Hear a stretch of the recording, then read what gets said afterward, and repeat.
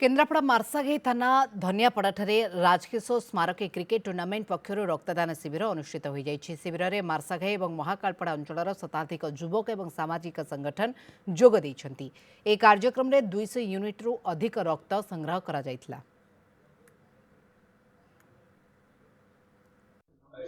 आमर प्रोब्लेम कौन हो जो भल मंद कटक भुवनेश्वर जाऊ कि केन्द्रापड़ा जाऊ जो गरीब श्रेणी लोक कि आम जो संगठन 3-4टा संगठन आम सागर अच्छा से गला ब्लड जो प्रोब्लेम हो जो लोक जीवन जाऊँगी आम संग्रह कर 400-500 यूनिट ब्लड संग्रह करूँ और जो जीवन जाऊँगी कमी रक्षा करूँ से बाबद में ब्लड डोनेशन कैंप कर आमर 50-60 यूनिट हो गला आम योजना रखू 400-500 यूनिट करने कौन लोक रक्त बिना जमती हॉस्पिटल असुविधार सम्मुखीन न हूँ एवं मृत्युवरण न करूँ।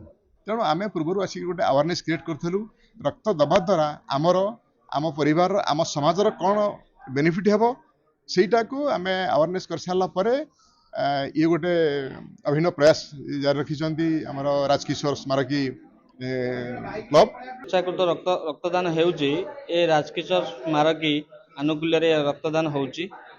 आजिर दिनटी सबुठारु एक महत्वपूर्ण दिन। आम सहित बहुत संगठन जोड़ी हो अच्छा प्लस आमर जो नेटवर्क अच्छी इंडियन बाय भारत तार भी ओडिशा रे 12-13टा जिले में आम ऑर्गेनाइजेशन काम करुच्ची।